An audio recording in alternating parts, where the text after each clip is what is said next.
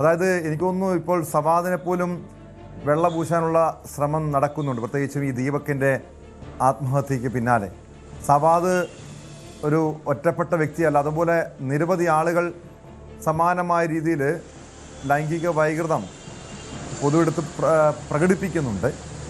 പക്ഷേ ഈ ദീപകിൻ്റെ കാര്യത്തിൽ അവിടെ പലരും ചൂണ്ടിക്കാണിക്കുന്നത് പ്രത്യക്ഷത്തിൽ അങ്ങനെ, കാരണം ചിലർ നഗ്നത പ്രദർശിപ്പിക്കും, അല്ലെങ്കിൽ സ്ത്രീകളെ സ്പർശിക്കും, അതും ദുരുദ്ദേശത്തോടു കൂടി. അങ്ങനെയുള്ള ലൈംഗിക വൈകൃതമാണ് പ്രകടിപ്പിക്കുന്നതെങ്കിൽ ദീപക് ആ രീതിയിൽ മോശമായി പെരുമാറുന്നില്ല, ദീപക് മറ്റ് ലൈംഗിക ചേഷ്ടകൾ കാണിക്കുന്നില്ല എന്നൊക്കെയാണ് ആ ദൃശ്യങ്ങളിൽ നിന്നും പലരും വിലയിരുത്തുന്നത്. പക്ഷേ അതിൻ്റെ സത്യാവസ്ഥ എന്താണ് എന്ന് വിശദമായി തന്നെ പരിശോധിക്കേണ്ടതുണ്ട്. ഒരുപക്ഷെ ആ യുവതിയെ ചോദ്യം ചെയ്താൽ, അല്ലെങ്കിൽ യുവതിയുടെ മൊഴിയെടുത്താൽ മാത്രമേ അതുമായി ബന്ധപ്പെട്ടൊരു വ്യക്തത ഉണ്ടാകൂ. പക്ഷേ പോലീസിന് ഇത്തരമൊരു പരാതിയുടെ അടിസ്ഥാനത്തിൽ ഈ ദീപകിൻ്റെ ആത്മഹത്യക്ക് പിന്നാലെ യുവതിക്കെതിരെ അങ്ങനെ ഒരു ആത്മഹത്യാ പ്രേരണ കുറ്റം ചുമത്തി കേസെടുക്കാൻ കഴിയുമോ? അതിൻ്റെ നിയമവശങ്ങൾ എങ്ങനെയാണ്?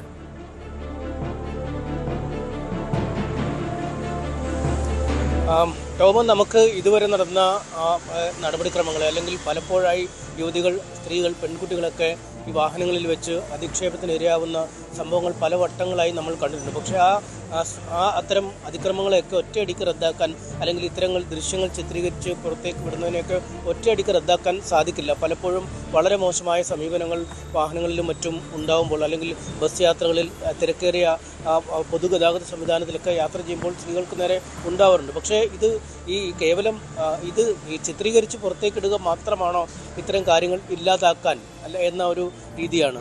ചിലപ്പോൾ തെറ്റിദ്ധാരണയുടെ പേരിൽ ഇത്തരം ദൃശ്യങ്ങൾ ചിത്രീകരിക്കപ്പെടുന്ന സാഹചര്യം. ഇവിടെ ഇപ്പോൾ ദീപകിൻ്റെ കാര്യം പറയുമ്പോൾ തന്നെ നമുക്കൊരു വിധി കൽപ്പിക്കാൻ കഴിയാത്ത സാഹചര്യത്തിൽ, കാരണം ആ ദൃശ്യങ്ങൾ ഓരോരുത്തരും കാണുമ്പോൾ അവരുടേതായ രീതിയിലുള്ള ഒരു നിഗമനത്തിലേക്ക് എത്തുന്നു.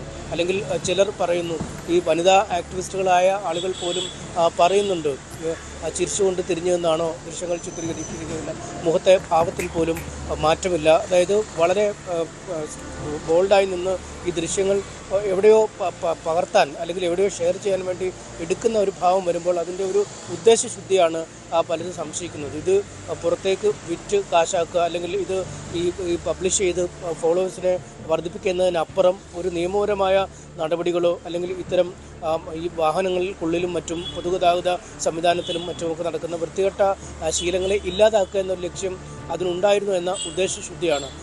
നമുക്കറിയാം, എല്ലാ സ്ത്രീ വിഷയങ്ങളിലും വളരെ സജീവമായി ഇടപെടുന്ന ആക്ടിവിസ്റ്റുകൾ പോലും ഇക്കാര്യത്തിൽ ഒരു രണ്ട് തട്ടിലേക്ക് കാര്യങ്ങൾ നീങ്ങുന്നു. നമുക്ക് ഈ രാഹുൽ ഈശ്വരൊക്കെ പറയുന്ന കാര്യങ്ങളൊന്നും അപ്പാടെ വിഴുങ്ങാൻ കഴിയില്ല. കാരണം സവാദിനൊക്കെ സ്വീകരണം കൊടുത്ത സംഘടനയാണ് ഈ ഓൾ കേരള മെൻ അസോസിയേഷൻ എന്നൊക്കെ പറയുന്നത്. അല്ലെങ്കിൽ പുരുഷ കമ്മീഷൻ വേണം, സ്ത്രീകളെല്ലാവരും പുരുഷന്മാരെ പീഡിപ്പിക്കുന്നുവെന്നൊന്നും നമുക്ക് അത്തരത്തിൽ അഭിപ്രായം പറയാൻ പറ്റില്ല. പക്ഷേ ഇപ്പോൾ ഈ നടന്ന സംഭവത്തെ അതിൻ്റെ ഒരു ഗൗരവത്തിൽ പരിശോധിച്ച് എന്താണ് കൃത്യമായി നടന്നതെന്ന ഒരു വിലയിരുത്തലിലേക്ക് പോകേണ്ടി വരും.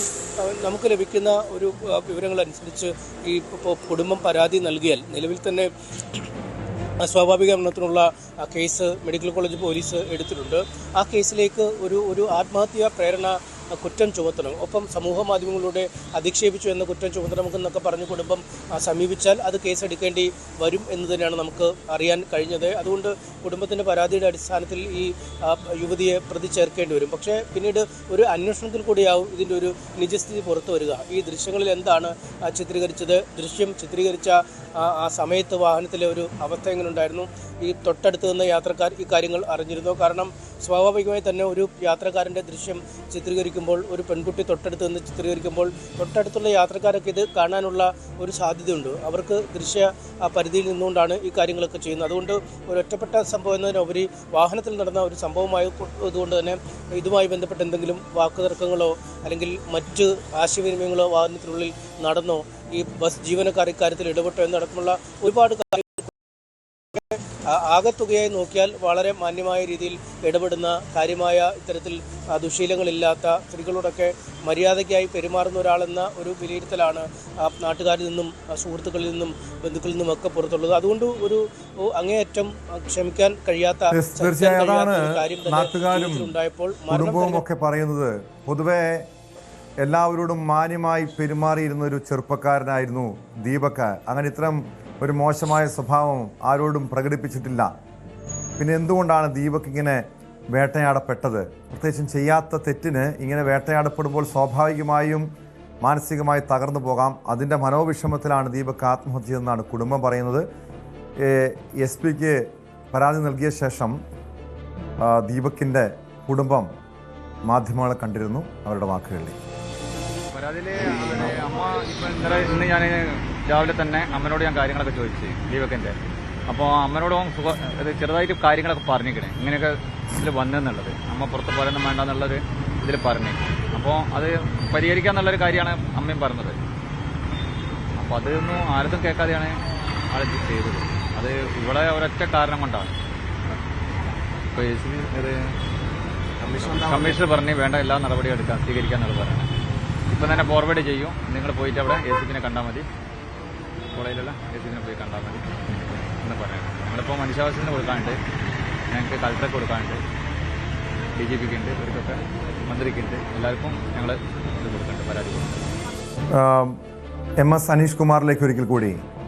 അനീഷ്, ഈ ഒരു സംഭവത്തിന് പിന്നാലെ ദീപകിൻ്റെ ആത്മഹത്യ പൊതുസമൂഹം ഏറെ ചർച്ച ചെയ്യുന്നുണ്ട്, സമൂഹ മാധ്യമങ്ങളിലേറെ ചർച്ചയാകുന്നുണ്ട്.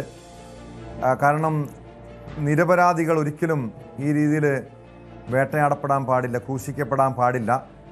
ദീപക് നിരപരാധിയായിരുന്നു. ദീപകിനെ കരുവാക്കിയതാണ്, അല്ലെങ്കിൽ ഒരു പബ്ലിസിറ്റിക്ക് വേണ്ടി ആ യുവതി ദീപകിൻ്റെ ദൃശ്യമെടുത്ത് പകർത്തിയതാണെന്ന് പറയുന്നു. കഴിഞ്ഞ ദിവസം സമാനമായ രീതിയിൽ ഒരു വയോധികനായ മനുഷ്യൻ ബസ്സിൽ യാത്ര ചെയ്യുമ്പോൾ തൊട്ട് സമീപത്തിരുന്നൊരു യുവതി ഇതുപോലെ ഫോണിൽ ഒരു സെൽഫി വീഡിയോ എടുക്കുന്നുണ്ട്. അവിടെയും കാണാൻ കഴിയും ഇദ്ദേഹം തൊട്ട് സമീപത്തിരിക്കുകയാണ്.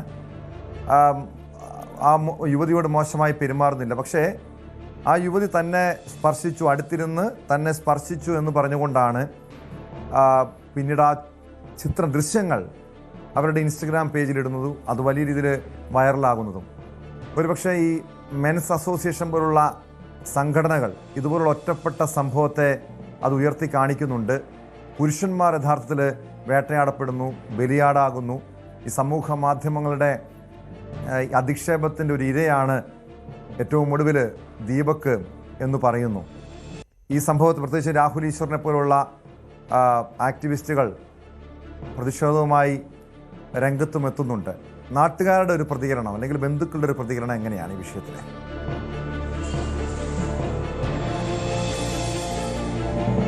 ടോമും നമ്മൾ നേരത്തെ സൂചിപ്പിച്ചാണ്, സമൂഹ മാധ്യമങ്ങൾ തന്നെ ഇതുമായി ബന്ധപ്പെട്ട ഇത്തരം കാര്യങ്ങൾ അവസാനിപ്പിക്കണമെന്ന മുറവിളി വീഴുന്നുണ്ട്. ഈ കഴിഞ്ഞ കുറച്ച് നാളുകളായി തന്നെ ഇത്തരത്തിലൊരു ട്രെൻഡായി മാറിയിരിക്കുകയാണ്. കാരണം വാഹനങ്ങളിലും മറ്റും യാത്ര ചെയ്യുമ്പോൾ അവിടെ നിന്നുള്ള ദൃശ്യങ്ങൾ പകർത്തുകയും അത് സമൂഹ മാധ്യമങ്ങളിലേക്ക് പകരുകയും അതുവഴി വലിയ റീച്ച് പലപ്പോഴും ലഭിക്കുന്നുണ്ട്. ഇൻസ്റ്റാ പേജാണെങ്കിലും അല്ലെങ്കിൽ ഫേസ്ബുക്ക് പേജാണെങ്കിലും ഇത്തരം വീഡിയോകൾ പബ്ലിഷ് ചെയ്താൽ നിമിഷ നേരങ്ങൾക്കുള്ളിൽ തന്നെ അത് വലിയ വൈറലായി മാറുന്ന സാഹചര്യമുണ്ട്. അതൊരു മോശം കാര്യമെന്ന് നമുക്ക് പറയാൻ കഴിയില്ല. കാരണം നമ്മുടെ സമൂഹം അത്ര ജാഗരൂകരായി നിൽക്കുന്നതാണ്. ഇത്തരം മോശമായ കാര്യങ്ങളെക്കുറിച്ചുള്ള ദൃശ്യങ്ങൾ എത്തിയാൽ അല്ലെങ്കിൽ ആ പെൺകുട്ടികൾ അവരുടെ അനുഭവങ്ങൾ തുറന്നു പറയുമ്പോൾ അതിനെ കൃത്യമായ രീതിയിൽ തന്നെ നോക്കിക്കാണുന്ന ഒരു സമൂഹമാണ്. പക്ഷേ പലപ്പോഴും ഇതിൽ പതിരുണ്ടോ എന്നത് തിരയേണ്ടത്, അല്ലെങ്കിൽ ഈ നേരത്തെ ടോം പറഞ്ഞതുപോലെ തന്നെ ഒരു വയോധികൻ്റെ ദൃശ്യങ്ങൾ കാണിക്കുന്നു, പക്ഷേ അദ്ദേഹം ഇരുന്ന് യാത്ര ചെയ്യുന്നത് കാണിക്കുന്നു. അതിനു മുമ്പ് തന്നോട് ഇയാൾ മോശമായി പെരുമാറിയെന്ന് പറയുമ്പോൾ അത് നമുക്ക് കൃത്യമായി അറിയാൻ കഴിയാത്ത ഒരു സാഹചര്യമുണ്ട്.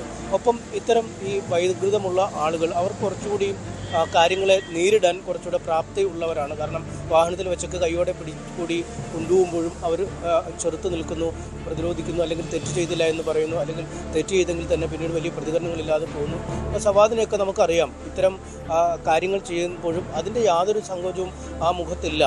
ജയിലിൽ നിന്ന് പുറത്തേക്ക് ഇറങ്ങുമ്പോഴും പൂമാലകൾ വാങ്ങി തോളിൽ കയറി വരാനുള്ള ഒരു മാനസികാവസ്ഥ അയാൾക്കുണ്ട്. കാരണം അയാളൊരു ഇത്തരത്തിലൊരു വൈകൃതത്തിന് അടിമയാണ്. അയാൾ ഈ ഒരു ഉപഭോഗ വസ്തുവായി അല്ലെങ്കിൽ തൻ്റെ ലൈംഗിക താല്പര്യം തീർക്കുന്നതിനുള്ള ഒരു ഇടമായി മാത്രം സ്ത്രീകളെ കാണുന്നു. പക്ഷേ ദീപകിൻ്റെ കാര്യത്തിൽ അങ്ങനെ ആവില്ല. അതാണ് ദീപകിന് ഒരുപക്ഷെ ഇത്രയധികം പിടിച്ചു നിൽക്കാൻ കഴിയാതെ വന്നത്. തൻ്റെ ഭാഗത്തുനിന്നും തെറ്റുണ്ടാവാതെ വരുന്നു. ലോകം മുഴുവൻ ഈ ദൃശ്യങ്ങൾ ആഘോഷിക്കപ്പെടുന്നു. വലിയ കമൻറ്റുകൾ സമൂഹ മാധ്യമങ്ങളിൽ വരുന്നു. അമ്മയോട് ഇക്കാര്യം പറയുന്നു, സുഹൃത്തുക്കളോട് ഇക്കാര്യം പറയുന്നു. അങ്ങനെ ഒരു വലിയ മാനസിക സമ്മർദ്ദത്തിലേക്ക് അയാൾ വഴുതി വീണത് ഒരുപക്ഷെ ഇത്തരമൊരു തെറ്റുകാരനല്ലാത്തതുകൊണ്ടോ, നമ്മൾ ദൃശ്യങ്ങളിൽ പറഞ്ഞത് ഈ ക്യാമറയും ഇതും തമ്മിലുള്ള അകലവും കുട്ടിയും തമ്മിലുള്ള അകലമൊക്കെ ഒരുപക്ഷെ മാറ്റമുണ്ടാവുന്നത് ശാസ്ത്രീയ പരിശോധനയിലൂടെ ഒരു പക്ഷേ തെളിയിക്കപ്പെടും. അത്രമേൽ നിഷ്കളങ്കനായ ആളായതുകൊണ്ടാവാം, അല്ലെങ്കിൽ ഒരു കുറ്റകൃത്യം ചെയ്തോ അല്ലെങ്കിൽ ചെയ്യാത്ത കുറ്റകൃത്യത്തിന് താൻ ക്രൂരമായി പീഡിപ്പിക്കപ്പെടുന്നു എന്നൊരു മനോവികാരമായിരിക്കാം ഒരുപക്ഷെ ഈ കാര്യങ്ങൾക്ക് അയാളെ പ്രേരിപ്പിച്ചത്. അയാളുമായി അടുത്ത് നിൽക്കുന്ന എല്ലാവർക്കും നല്ല കാര്യങ്ങൾ മാത്രമാണ് പറയാനുള്ളത്. അയൽവാസികൾക്കാവട്ടെ സുഹൃത്തുക്കൾക്കാവട്ടെ ഇത്തരമൊരു മോശം കാര്യങ്ങൾ പറയാനില്ല. നമ്മൾ ഇപ്പോഴും പറയുന്നു, ഒരാൾ ഒരിക്കലും ജീവിതത്തിൽ മോശം കാര്യം ചെയ്തിട്ടില്ല എന്ന് വെച്ച് ഒരിക്കൽ അത് ചെയ്യില്ല എന്ന് നമുക്ക് പറയാൻ കഴിയില്ല. അല്ലെങ്കിൽ ഇതുവരെ ദീപക് തെറ്റ് ചെയ്യാത്തതുകൊണ്ട് ഇനി തെറ്റ് ചെയ്തില്ല അല്ലെങ്കിൽ തെറ്റ് ചെയ്യാൻ സാധ്യതയില്ല എന്നും നമ്മൾ പറയില്ല. പക്ഷേ കോടതിയിൽ പോലും പരിഗണിക്കപ്പെടുന്നത് ഈ കുറ്റകൃത്യങ്ങളുമായി ഒരാൾ കോടതിയുടെ മുന്നിൽ എത്തുമ്പോൾ അയാളുടെ മുൻകാല കുറ്റവാസന അല്ലെങ്കിൽ മുമ്പ് അയാൾ കുറ്റകൃത്യം ചെയ്തിട്ടുണ്ടെന്നൊക്കെ അടിസ്ഥാനപ്പെടുത്തി പലപ്പോഴും ജാമ്യ അപേക്ഷകളിൽ പോലും വിധി പറയുന്ന സാഹചര്യമുണ്ട്. അങ്ങനെ പരിശോധിച്ചാൽ അത്തരത്തിലൊരു മുൻകാല പ്രശ്നങ്ങളും അല്ലെങ്കിൽ അത്തരമൊരു ദൗർബല്യങ്ങളും ഉള്ളയാളല്ല. നമ്മൾ അറിഞ്ഞിടത്തോളം, നമ്മൾ അന്വേഷിച്ചപ്പോൾ മനസ്സിലാവുന്നിടത്തോളം അയാൾ വളരെ വേണ്ടപ്പെട്ട ആൾ തന്നെയാണ്. ഒരു മുൻകാല പശ്ചാത്തലം ഇല്ലാത്ത വ്യക്തിയാണ് ദീപക്. സ്ത്രീകളോട് ഇങ്ങനെ മോശമായി പെരുമാറുന്ന ആളല്ല എന്നാണ് നാട്ടുകാരും ബന്ധുക്കളും പറയുന്നത്. പക്ഷെ എന്തായാലും ഏറെ വേദനിപ്പിക്കുന്ന ദൗർഭാഗ്യകരമായ കാര്യമാണ് കോഴിക്കോട് വടകരയിൽ സംഭവിച്ചത്. ബസ് യാത്രയ്ക്കിടെ മോശമായി പെരുമാറിയെന്ന് സമൂഹ മാധ്യമങ്ങളുടെ അധിക്ഷേപം നേരിട്ടതിൻ്റെ അടിസ്ഥാനത്തിലാണ് ദീപക്, അതിൻ്റെ മനോവിഷമത്തിലാണ് ദീപക് ആത്മഹത്യ ചെയ്തത്. വളരെ ശ്രദ്ധേയമായിട്ടുള്ളൊരു ഫേസ്ബുക്ക് പോസ്റ്റ് ഇന്നലെ കണ്ടിരുന്നു. അതായത് ആ യുവതിയോട് പറയുന്നതാണ്, ഒരു സ്ത്രീയുടെ തന്നെ, എനിക്ക് തോന്നുന്നൊരു ഡോക്ടർ സൗമ്യ സരിൻ്റെ ഫേസ്ബുക്ക് പോസ്റ്റിൻ്റെ അവസാന ഭാഗത്ത് പറയുന്നുണ്ട്, നിങ്ങൾക്ക് മാന്യമായി പരാതി കൊടുക്കാമായിരുന്നു. ആ വീഡിയോയിൽ അസ്വാഭാവികമായി എന്തെങ്കിലും ഉണ്ടെങ്കിൽ അയാൾക്കെതിരെ കേസെടുക്കട്ടെ, അന്വേഷിക്കട്ടെ. അല്ലാതെ ഇതാണോ നീതി കിട്ടാനുള്ള വഴി? എന്നിട്ട് നിങ്ങൾക്കിപ്പോൾ നീതി കിട്ടിയോ? സോഷ്യൽ മീഡിയയിൽ കയ്യിൽ കിട്ടുന്നതെന്തും പോസ്റ്റ് ചെയ്യുമ്പോൾ ഒന്ന് ആലോചിക്കുക, അപ്പുറത്ത് നിൽക്കുന്നവനും ഒരു ജീവിതമുണ്ടെന്ന്.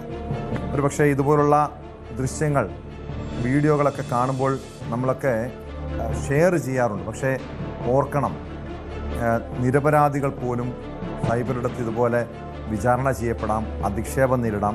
പലർക്കും അത് താങ്ങാൻ കഴിയില്ല. ഈ സമാധിനെ പോലുള്ള ആളുകളൊന്നും അല്ല നമ്മുടെ സമൂഹത്തിലുള്ളത്. നിയമപരമായി തന്നെ തെറ്റ് ചെയ്തിട്ടുണ്ടെങ്കിൽ അത് നിയമ നടപടി സ്വീകരിക്കാം. അതല്ലാതെ അതിനു മുൻപ് സമൂഹ മാധ്യമങ്ങളിലൂടെ വിചാരണ ചെയ്യുന്ന നടപടികൾ നല്ലതാണോ എന്ന് സ്വയം ഓരോരുത്തരും ആലോചിക്കണം. കൂടുതൽ വാർത്തകൾക്ക് news 18 Keralam YouTube channel subscribe ചെയ്യുക.